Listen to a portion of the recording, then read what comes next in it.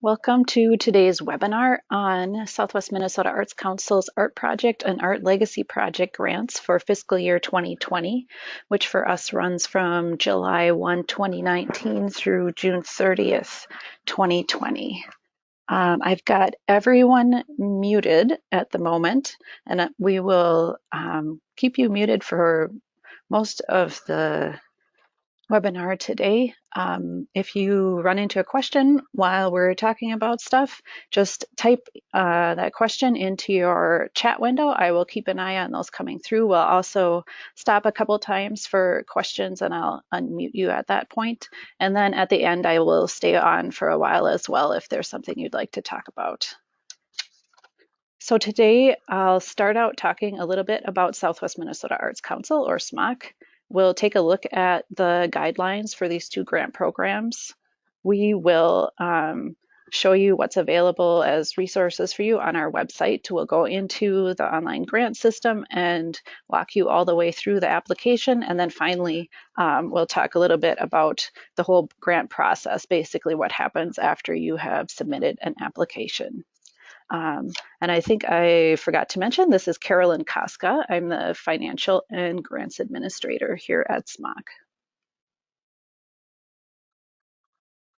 So the Southwest Minnesota Arts Council, or SMAC, is a nonprofit organization committed to promoting and encouraging the development of the arts in the 18 counties of Southwest Minnesota by serving as a source of funds and technical services which enable local organizations, educational institutions, and individuals to sponsor, create, and promote the arts in their communities. So we are one of a system of 11 regional arts councils that cover the state of Minnesota. Here's our region down in the southwest corner. Our funding comes mostly from the state of Minnesota, some from an appropriation from the state's general fund, but also a substantial amount from the Arts and Cultural Heritage or Legacy Fund. We also receive funding from the McKnight Foundation and from local members. Some things that Southwest Minnesota Arts Council is committed to: supporting artists and arts organizations in creating, producing, and presenting high-quality arts activities, overcoming barriers to accessing high-quality arts activities, instilling the arts into the community and public life, supporting high-quality, age-appropriate arts education for all ages to develop knowledge, skills, and understanding of the arts, and supporting events and activities that represent the diverse ethnic and cultural arts traditions of the region. So these are some things to keep in mind as you're thinking about projects that you may want to do, because they'll ultimately need to feed back to these commitments that we have.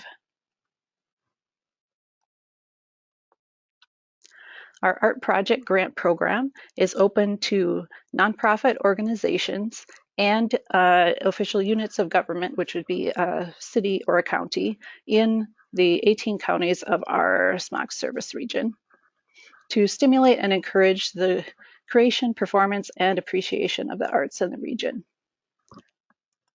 So here are some examples of projects that you could do. This is not an exhaustive list, but just some of the more common projects that we see coming through.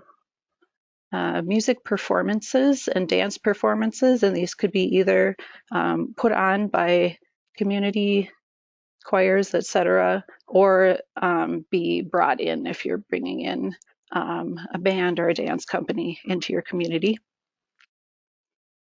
Community theater or prepackaged theater experiences, which would be something like Prairie Fire or Missoula Children's Theaters, where they come in with a couple of actors and all of the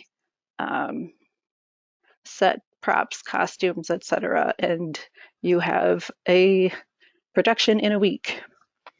Visual art exhibits, readings by authors, art classes for community members of all ages, public art, and arts festivals.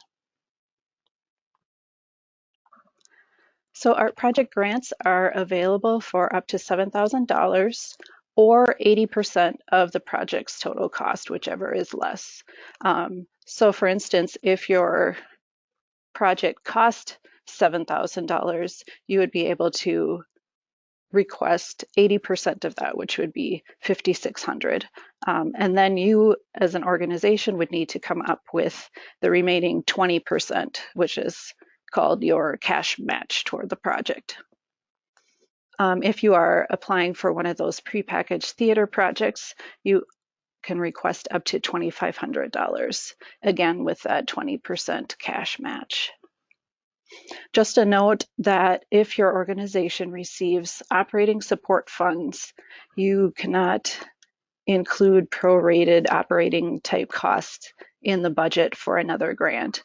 So if you're receiving operating support funds and say part of your space is a gallery and you're applying for an art project grant to have a series of shows in your gallery, you could not then request a percentage of the rent for that gallery space in your art project grant if you are already receiving operating support. Then art legacy projects, again, open to the same organizations and units of government in the region and cover the same kinds of activities that we mentioned in art projects. However, art legacy projects need to be large-scale projects that will leave an arts legacy in Southwest Minnesota. So we're looking for arts legacy projects to provide sustainable arts access in the community with continued impact over multiple years. This is why the most frequent type of project applied for as a legacy project is public art, for instance, a mural or a sculpture in your community. It's also important that these legacy projects go beyond your organization's regular programming. So if you are a community theater group and you always do a summer musical, this would not be the place to apply for your project. That would need to be a regular art project. It would have to be something that's above and beyond what your organization normally does. If you're thinking about doing one of these larger art legacy projects, it is a good idea to consider applying for an art legacy project planning grant.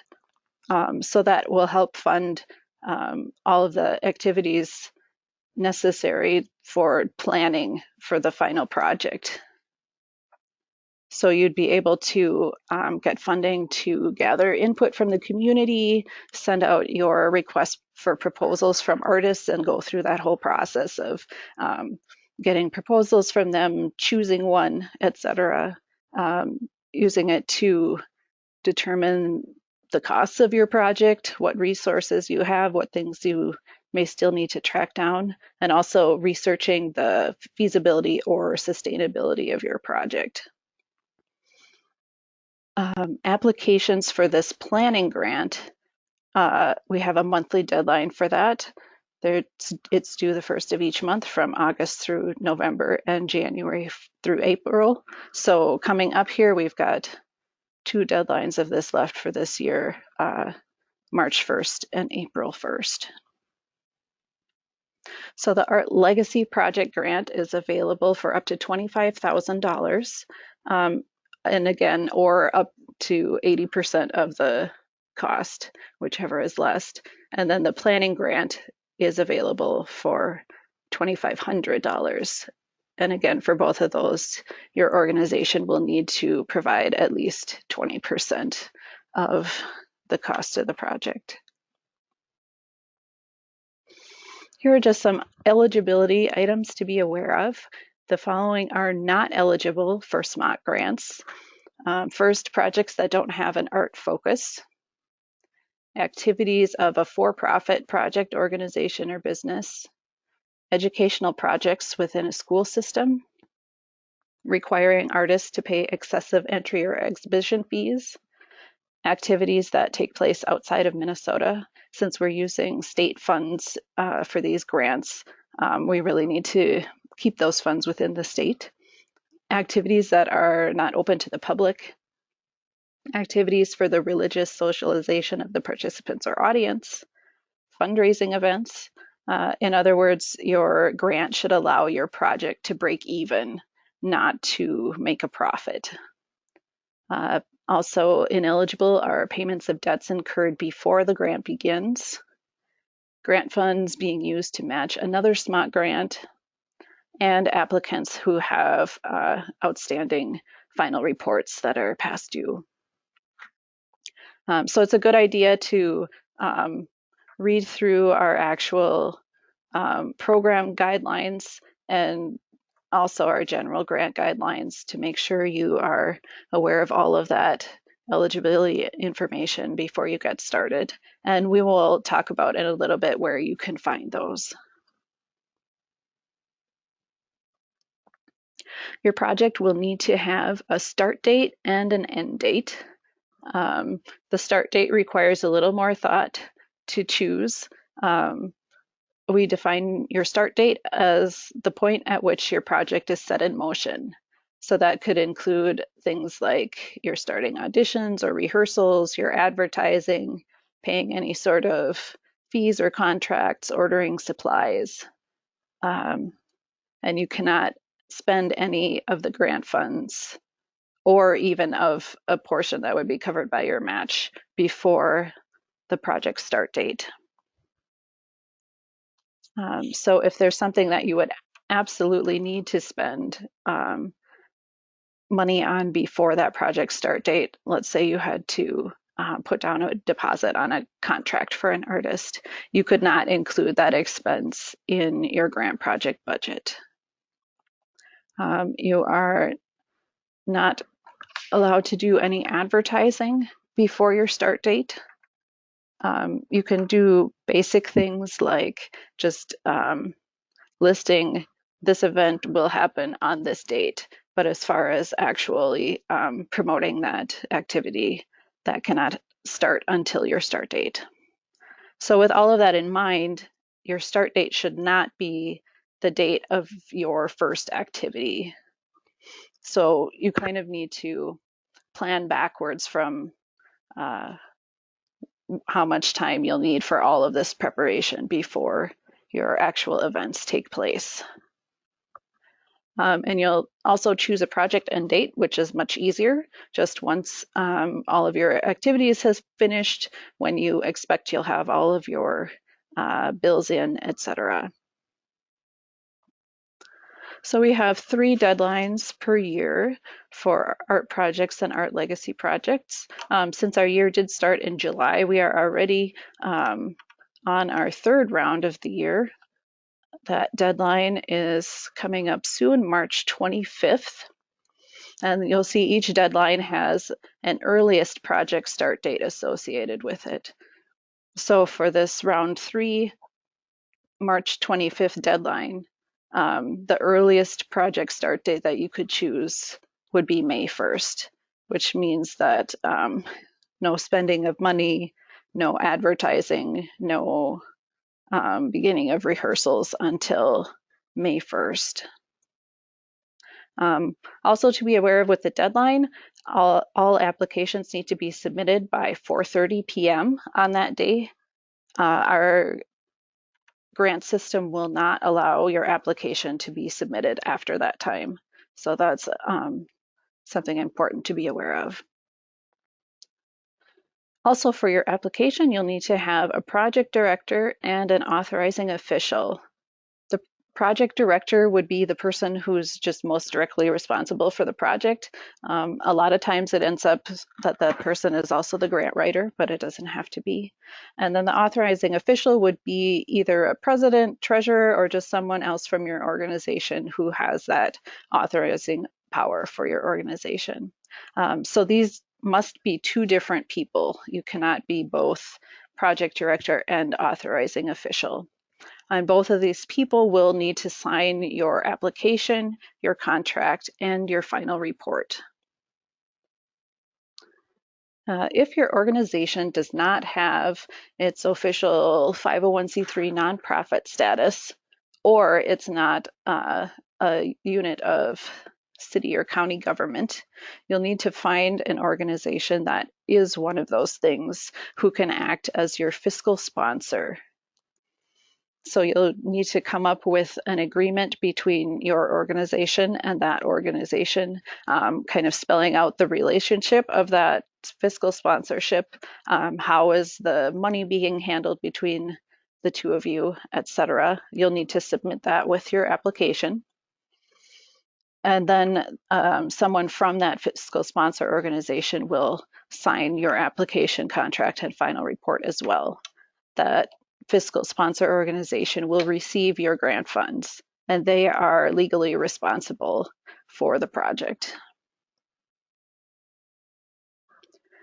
We will stop for a moment for some questions. If you want, feel free to type into that chat window, or I'm also going to unmute everyone for a few minutes here. So I've got a question that came in on the chat. Is there a template for the signed agreement with the sponsor organization? We do have an example agreement that mentions all the kinds of things that you might want to consider, and I will show you where that is. It's within the application.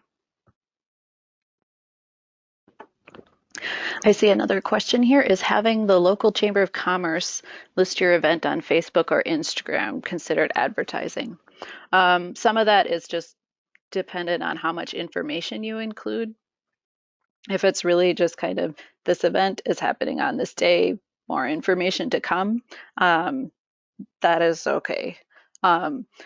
You will need to have a credit line acknowledging the grant funds in all of your marketing materials and any other advertising that you do. So that's why we make you wait to start doing that advertising until you'll know that you have the grant or not.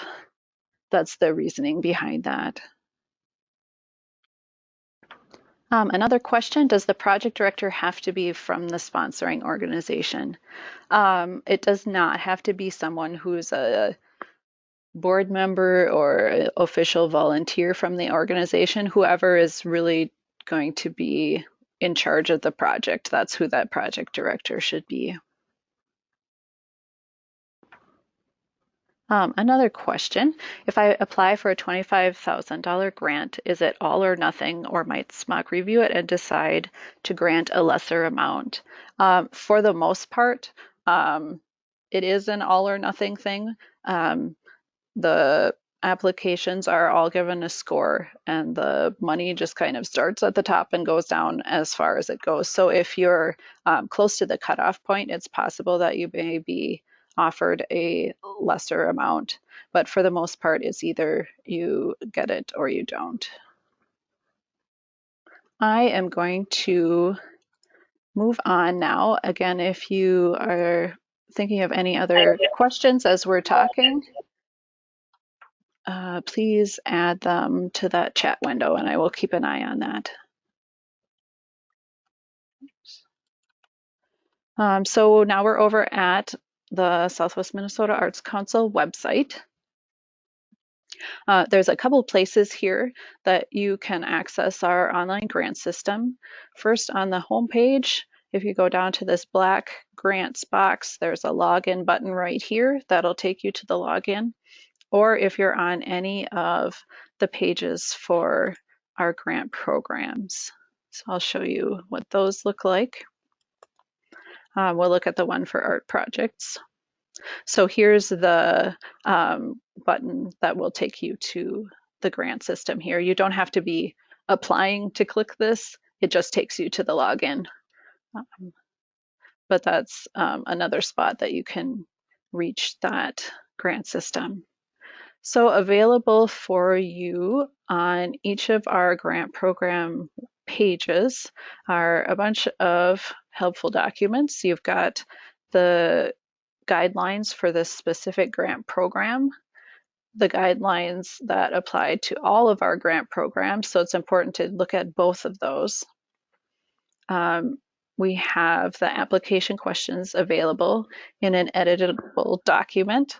Some people prefer to just take and work on all of those questions in their Word document and then just paste them into the online application when they're finished.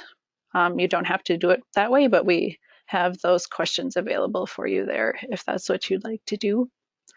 Here's the budget form that you'll be using, and we'll take a look at that later within the application. If you want to know what criteria the grant review panel will be using to score your application, you can take a look at that here. And then we've got a couple of tutorials. This video is just a quick explanation of how to log in and some of the basics of that grant system. And then this grant system guide is more detailed and kind of goes into what every button does. Next, we list all the important dates for each of the deadlines for that grant program. So we're down here on round 3. So you've got your application deadline, when the review panel will look at it, when the board looks at it, and then a reminder of the earliest project start date. After today's webinar, which we are recording, we will post that recording here for you to take a look at if you would like to. So let's go into the grant system. So you will come to your logon page. If you've already got an account in the system, you can just go ahead and log in. If you've forgotten your password, there's this handy link here, or you may create a new account. If you're not sure whether your organization or you yourself already have an account within the system, it's best to just contact us and we can let you know so that there aren't duplicate accounts being created. So I will go ahead now and log in as my sample applicant.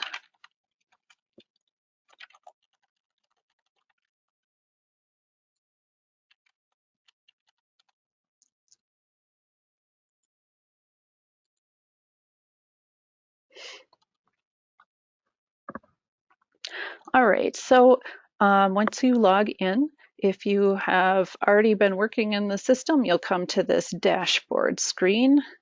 If you are just starting, it'll take you to this apply page that we're going to be going to. And from the dashboard, there's just this link right up here. So you'll come to the apply page. It lists all of the grant programs that we currently have available. So you'll just scroll through and find the one you're looking for. Here is art projects. If you just like to take a look at the application without starting anything, you can click this preview button. Otherwise, you can click apply. That'll start an application for you. I'm just going to point out a couple things up at the top here. One handy button that we have is copy previous answers. If you click this button, it'll bring up a list of previous applications that you filled out in the system, and it will copy over any answers to questions that are the same between this application and the one that you had worked on before. So that saves some time, especially with just general information about your organization, or if you have a repeat project going on. We also have this collaborate button, which is new for us this year. What that does is allows somebody else to be working on the application with you. How that works is you would enter their email address here, choose what permission level you'd like to give them, and you can type a little message down here saying, will you please fill in the audience numbers, or attach the work samples or something, letting them know what you would like them to do. So this will send them an email. All they will need to do is create a password. They will not need to set up a full account if they don't already have one, though they can set up a full account later if they would like to. So then you would just click invite, and that will let them collaborate on the application with you. So you'll start out and come up with a name for your project. This does not need to be anything fancy, just enough so that you know which one this is and we know which one this is. It can just be a quick few words about what you are planning to do. You'll enter in the amount you are requesting. You'll probably want to wait to fill this in until you have filled out your budget form later in the application. We've got our guidelines here again, if you need to refer back to those, along with the application questions in the Word document. We want to point out that the character limit on most of these fields is really big, and we are not at all expecting you to come anywhere near that for the most part. We just want to make sure that we have provided enough room if there's something that you just really need to add a lot of explanation, but really we're not looking for you to be using that all up. The grant reviewers who are looking at a lot of grants at one time really appreciate concise answers to the questions. Here again is the score sheet that the reviewers will be looking at as they are reading your application. All right, I think I saw some more questions come through, and I'm just going to stop for a second and revisit those. There's a question about how the scoring criteria works, and we will touch on that later. And thank you, Melissa, for adding the information about how to get into that chat box. Clicking on the conversation bubble icon in the upper right. All right, so you will describe the project that you are proposing to do. There are some more questions we'll ask about your project later, so just be aware that you may not have to put as much information in here as you think. Here's where you can enter in the start date and end date that we talked about. This next field, you can enter in all of the information about any public events that you're going to be having with your project. We actually use this information to post your events on our area arts calendar. So if you're not aware of that, that's a fun thing to take a look at on our website. And be sure if later dates change for your project, let us know so that we can update those. You'll talk about your planning for the project, what you've done so far, what you have left to do, what your plan is for your publicity, what types we'll be using, what kind of timeline that's on. Then we get to our budget section, and we've got a couple of samples here. This first one is if your project or expenses are going to be less than the maximum request amount. We've got this one explanation here. We'll take a look at that one first.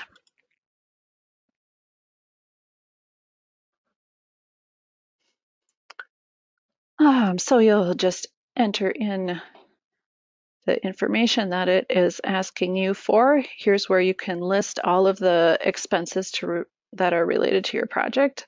It really helps to spell out things like here this artist is being paid for 32 hours at $40 an hour instead of just putting the total. That's really helpful for the people taking a look at this.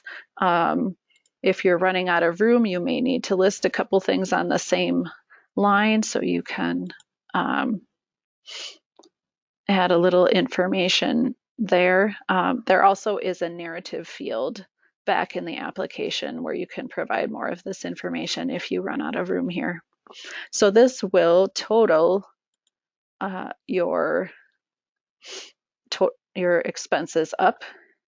And then down here in the cash match section, this will calculate that 20%, which is the minimum amount of match that you need to provide. So you will just add things like your ticket income, business sponsorships, or other donations until you have reached that cash match amount that you need to provide.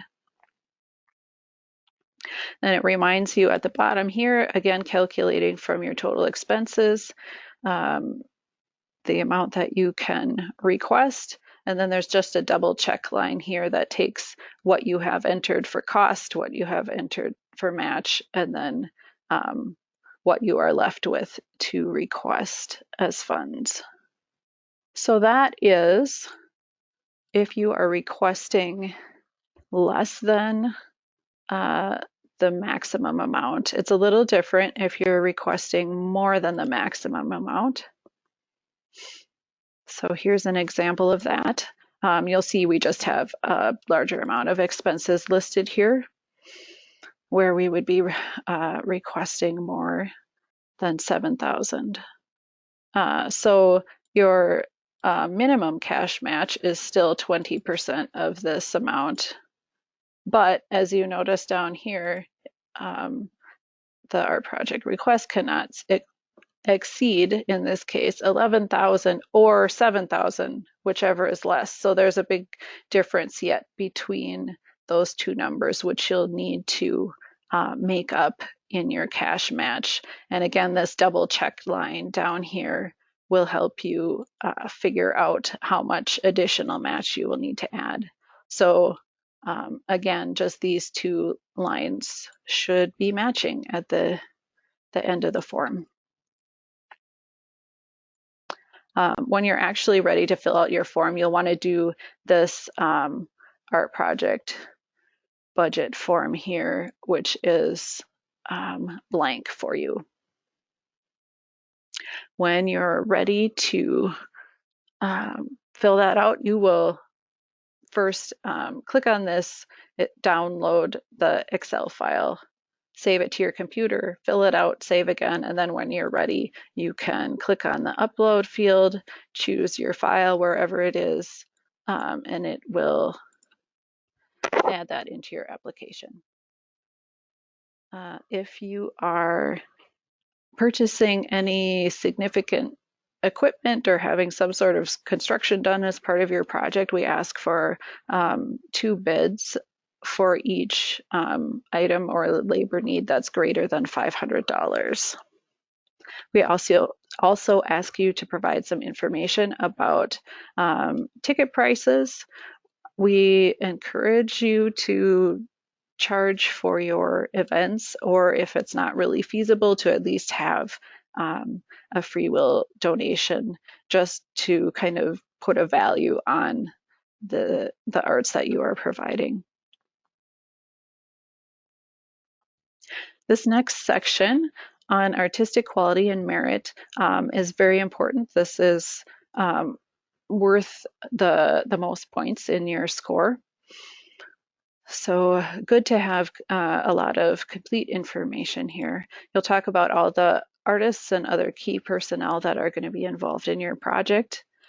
You'll talk about what was your rationale for choosing these artists, or if you're producing something instead, why did you choose this theater production or musical selections, etc. We ask that you provide resumes for the artists that will be participating in the project. And then here are where you will put samples of those artists' work. We've got some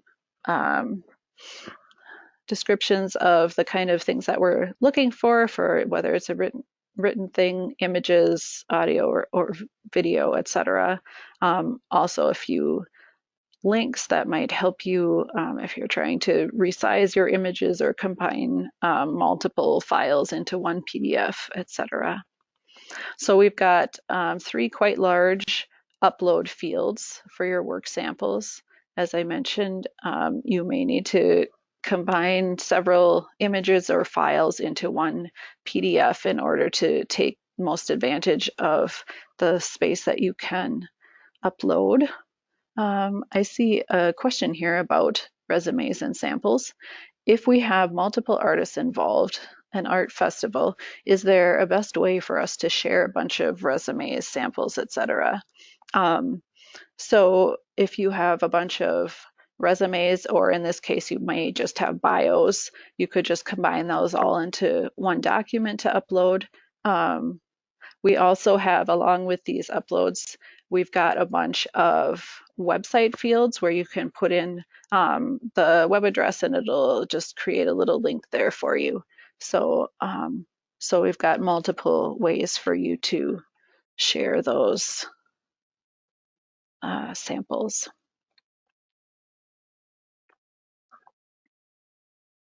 I see we had another question earlier. Wondering about event dates, how flexible they are, if they can be modified after the application is submitted.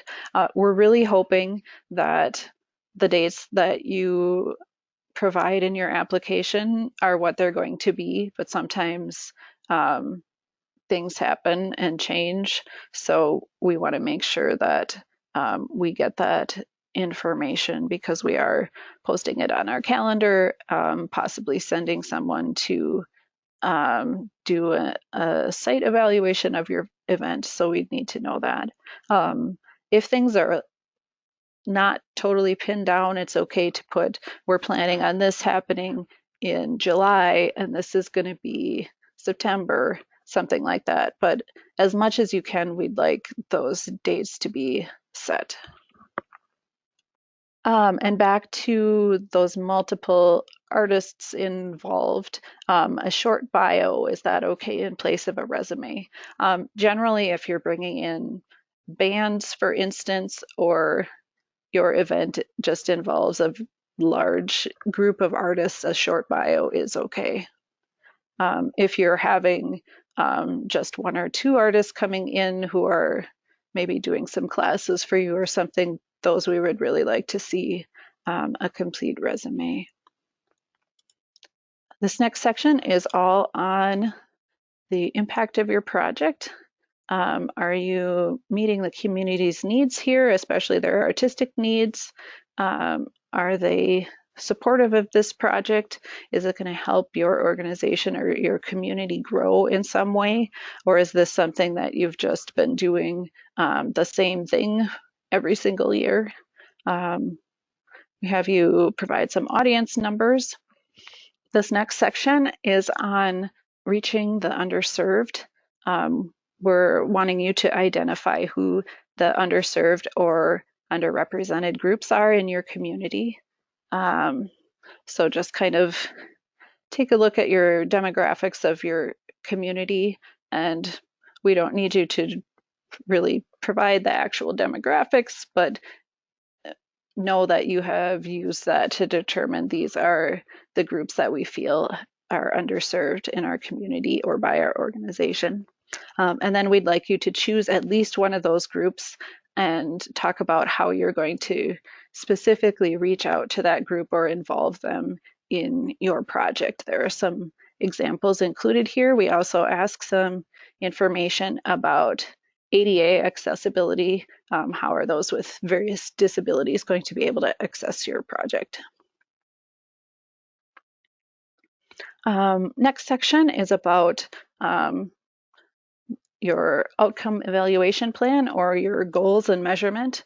We're kind of starting at a top level from these Minnesota Arts goals that the regional arts councils and the state arts board are working towards together, and the outcomes associated with those that we're hoping to have are listed here. What you'll do is choose 1 to 3 of these outcomes that are listed as sort of goals for your project. And then for each one of those, you'll provide specific changes that will take place related to that outcome, along with how you will measure or prove that those changes have taken place. There's an example here of kind of how to go through that process. So here's an example project that's being done. Here are the outcomes they've chosen, and they've just kind of plotted out, here's the who for that outcome, here's the change that they're looking for, and then here is how they will measure or prove that that change has happened. And then down at the bottom here, it translates this grid into how you would actually answer the question. So you'd, under anticipated results and those affected, you'd put in your information from here's the outcome I chose, here's who, and here's the change. And then in how will you know that you achieved your outcomes and goals, you would put in your information from the measurement or evaluation box up above. There's also a spot for you to upload a survey if you have that, if you already know what you're going to be using.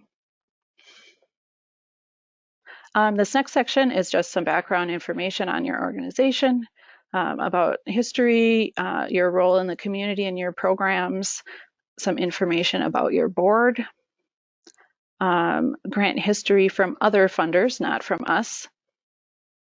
Then it asks if your organization is an official government unit. So if you are a city or a county, you would click yes, otherwise you would click no, and that will bring up this annual financial information section. So you'll just enter a few numbers here from your most recently completed year, your beginning balance, your income, your expenses, and your ending balance. And it's got a little formula here for you to double check those numbers and just provide any other information you'd like to about your financial information. Next, we have a section that is just for collecting some data. This does not have any bearing on your application, just some statistics that we will need to pass on.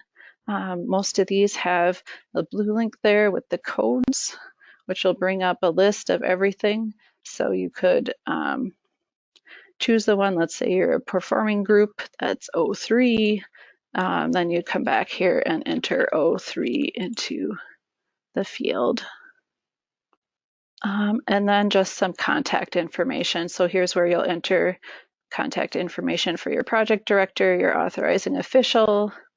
Then it asks if you're using a fiscal sponsor or not. If you are, it will bring up a section for that contact information. Here's where you will upload that agreement with your fiscal sponsor. And there's an example here.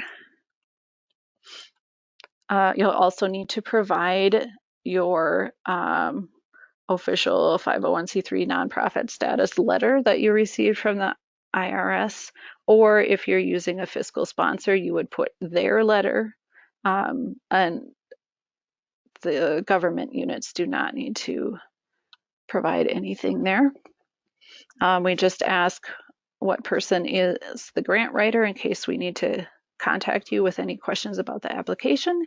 And then finally, you've got signatures at the end. You check the box certifying your application, and then you will just type your name in the appropriate signature box. This is a great place to use that collaborate button to ask, say, your authorizing official or your fiscal sponsor person to come in and sign the application. So down here, there's a button to either save your application or submit it when you're ready. We're going to click save for now.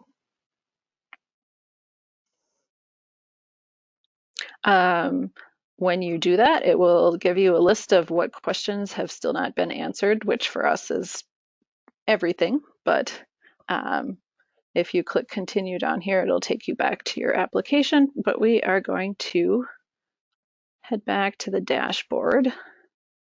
Click on the little house icon. So now on our dashboard, we can see this is our project that we just started, this application. So to get back into it, you would just click edit application here.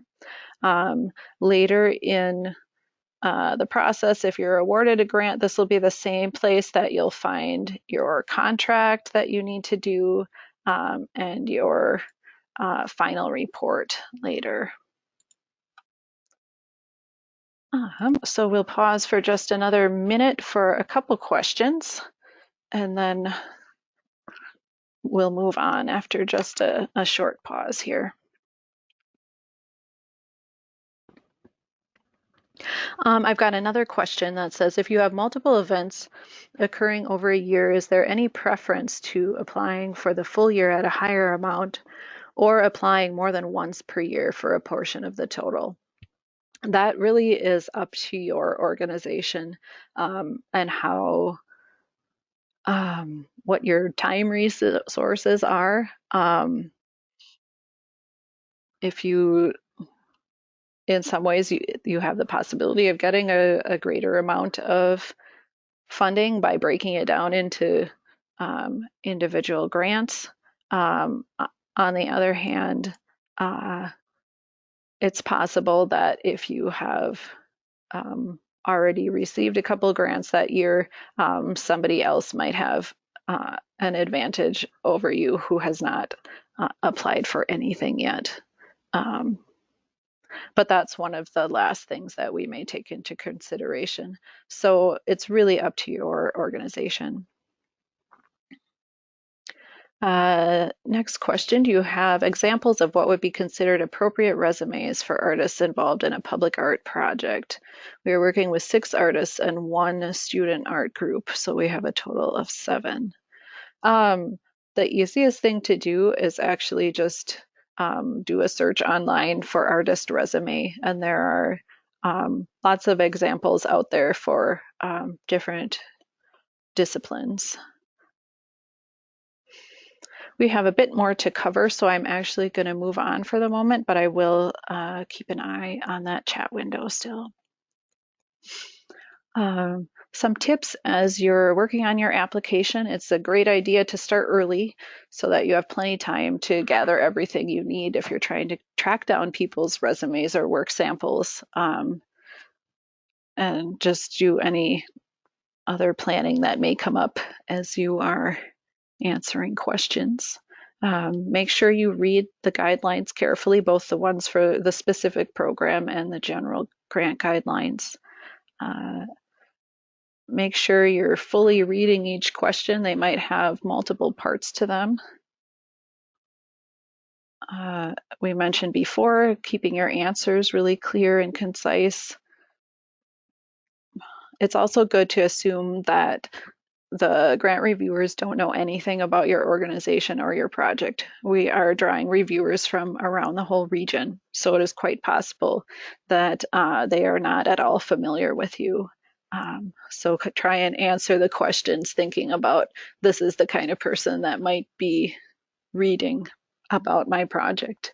Also good to have somebody proofread your application, and if that can also be somebody who's not very involved in your project, and see if there's anything that comes up as questions for them, that's a good idea. Some common mistakes we see are not having the right start date. If you haven't made sure that you have given yourself enough time to prepare and advertise before your event, etc. And also make sure that you have the correct amount of cash match and correct request amount. And if you have questions about any of these things, please contact us and we can help you with that. You can call us before you're starting an application if you just want to talk about your project and make sure that it fits with a particular grant program that we have. You can contact us anytime with questions as you're filling out your application, and we also can review your application for you before you submit it. If you let us know up until about 2 weeks before the deadline that you have a draft pretty much together, we can go in and take a look at it and give you any feedback, let you know if anything is missing. If it's after that 2 weeks before the deadline, we can't guarantee that we're able to look at it, but it's still a good idea to ask. So what happens after you submit an application? First, SMOC staff will review it just for eligibility and completeness. If we see an issue at that point, we will contact you and you'll have 48 hours to remedy that. Then all of those applications will go to a panel of individuals from around the region. They will discuss and score the applications based on the criteria for the specific program. And then finally, our board of directors will determine funding based on the recommendations from that grant review panel. So the criteria that will be used for our projects and our legacy projects when your applications are being scored, they will first look at the artistic quality and merit of the project. That's worth 18 points. So that is where those resumes and work samples are very important. Then they will look at the impact that your project is having on the participants and audience. That's worth 8 points. They will look at what you are doing to reach the underserved for 5 points, your organization's ability to accomplish the project for 5 points, and finally, your outcome evaluation plan for 3 points. If your grant is awarded, you'll need to do your contract online within 30 days. And then after you've completed your contract, you'll receive 80% of your grant award before your start date. Then you'll receive the remaining 20% of your grant after your project and your final report have been completed. We talked a little bit about this before, but you'll need to acknowledge the grant funding on any publicity that you have will include the correct credit line for your funding source in your grant contract, so you'll know for sure what to use. You may also need to use the Minnesota Legacy logo in your publicity, depending again on the source of your funding. So we will send all of those posters and logos and credit lines to you, and those are also available on our website. You'll need to complete a final report within 60 days after your project end date. It's a good idea when you're getting started on your project to go in and take a look at what you'll be asked on the final report, just so you know what information you'll need to gather about attendance and costs and outcomes, etc.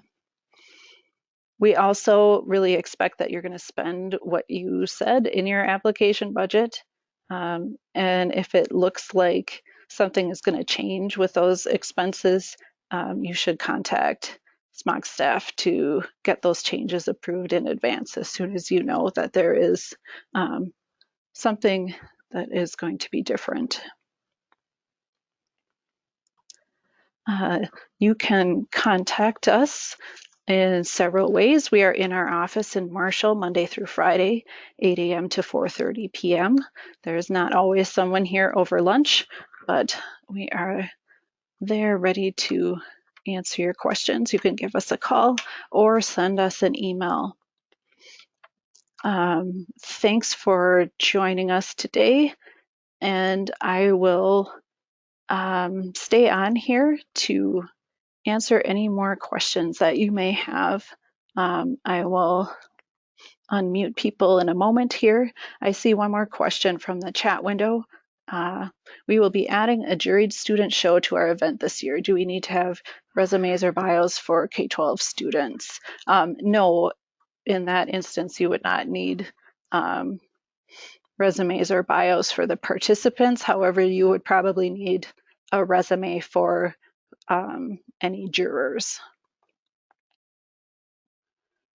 Anything else I can answer for anyone right now? Well, I think I will wrap up. Thanks for joining us. And if you have any other questions, please feel free to contact us directly. Have a good afternoon.